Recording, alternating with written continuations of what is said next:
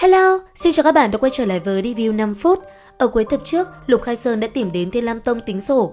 Tuy nhiên, gã lại không tính được mình sẽ thua trong tay của Từ Dương. Mà chỉ vỏn vẹn vài ngày, chuyện Thiên Lam Tông xử lý Lục Đại Tướng Quân đã chuyển đi khắp thành Tề Châu, chẳng mấy chốc đã lan ra toàn bộ quận Thiên Vũ. Mặc kệ người ngoài đồn đoán, Từ Dương cũng chẳng quan tâm đến chuyện đời. Đang lúc hắn thu hoạch chiến lợi phẩm thì Ngưu Tam Nương đã tìm đến.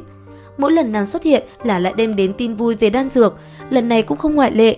Theo như tình báo nhận được tại Đông Lăng Quốc, Đông Sơn Hải đã xuất hiện một đóa biển sâu lam tâm. Đóa hoa này hắn nhất định sẽ lấy, tuy nhiên tại Đông Sơn Hải tình hình không được bình an cho lắm. Nhưng mà sau hồi suy nghĩ, Từ Dương cũng quyết định dẫn theo Lăng Thanh Thủ đi tới đó, bởi vì điểm đến cách Thiên Lam Tông khá xa, cho nên Từ Dương đã đem ra linh thuyền để phi hành đến đó. Sau 2 ngày 1 đêm không ngừng nghỉ, hai sư đồ rốt cuộc cũng đến nơi.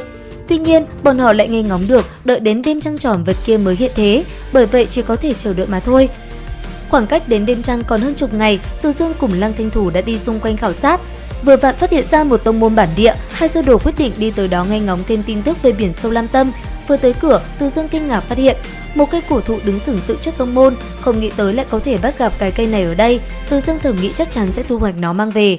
Nhưng mà muốn lấy tinh hoa sinh mệnh dịch của rễ cây minh lạnh cổ thụ, cần đem cây nhổ đến tận gốc, sau đó phế đi rễ cây. Từ Dương đang suy nghĩ làm thế nào mới không gây ra động tĩnh lớn.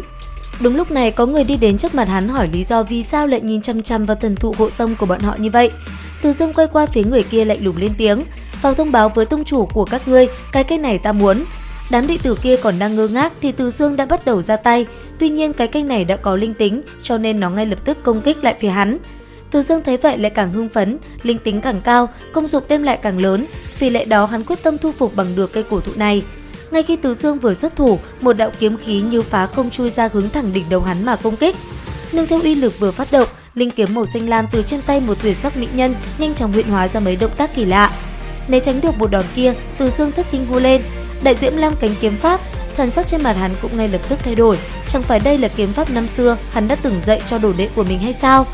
Mà đối diện, Từ Mộng Giao cũng sửng sốt, kiếm pháp danh tự là cơ mật của Biển Phách Tông, chỉ có thánh nữ mới có thể tu luyện, hà cớ gì một nam nhân như kia lại có thể biết được. Nghĩ đến đó, Từ Mộng Giao rất nhanh đã xoay người, ngay sau đó, mũi kiếm đã đặt trên cổ của Từ Dương. Đối với chuyện này, Từ Dương vô cùng bình tĩnh, thấy hắn không tỏ ra sợ hãi. Cô gái kia bắt đầu tra hỏi việc Từ Dương là ai, sao lại biết đến kiếm pháp này của cô. Phía bên cạnh, Lăng Thanh Thủ vô cùng ngạc nhiên, với thực lực của lão tổ, sao lại để một người lạ chĩa kiếm vào cổ như vậy. Từ Dương vẫn luôn bình tĩnh, lúc này bình thản lên tiếng: "Nếu ta nói Đại Diễm Lam cánh kiếm pháp này là của ta, ngươi có tin không? Hơn nữa, ai nói với ngươi rằng chỉ có thánh nữ mới có thể tu luyện kiếm pháp này?" Nói rồi trên tay Từ Dương xuất hiện một thanh phổ kiếm, sát ý cùng uy áp trên người hắn nháy mắt lan ra xung quanh. Ngay sau đó hắn nghiêm nghị lên tiếng: "Vừa rồi, Đại Diễm Lam cánh kiếm pháp của ngươi chỉ là bán thành phẩm, nhìn cho kỹ, đây mới chính là Đại Diễm Lam cánh kiếm pháp." Giọng nói vừa dứt, linh kiếm cực tốc bắn ra khí thế ngập trời, nương theo kiếm ý không ngừng bắn ra tứ phía, một đôi linh cánh kinh diễm xuất hiện sau lưng Từ Dương. Từ Mộng Giao ngây người, đứng chôn chân tại chỗ, quả thật kiếm pháp mà vị tiền bối này vừa phát động hơn xa cái nàng được học rất nhiều. Thấy cô thất thần, Từ Dương lúc này mới mỉm cười lên tiếng: "Nếu ngươi là trưởng môn của nơi này thì tốt, ta trực tiếp nói với ngươi cây cổ thụ chớp mắt kia ta muốn, còn nếu không phải, ngươi mau chóng đi gọi trưởng môn đến đây." Từ Dương hoàn toàn không có ý xin phép, hắn dường như chỉ đang thông báo mà thôi, bởi vì ngay sau đó, kiếm ý vung lên, cổ thụ hộ sơn kia ngay lập tức bị chém làm hai. Từ Mộng Giao thấy thế lập tức toát mồ hôi hột, phải biết rằng từ khi Biển Phách Tông thành lập đến nay đã vạn năm, thần thụ hộ sơn này vẫn luôn sừng sững đứng đó.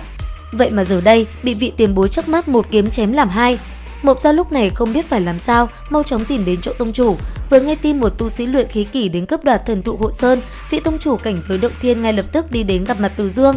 Đến đây thì cũng hết tập 26 luyện khí 10 vạn năm.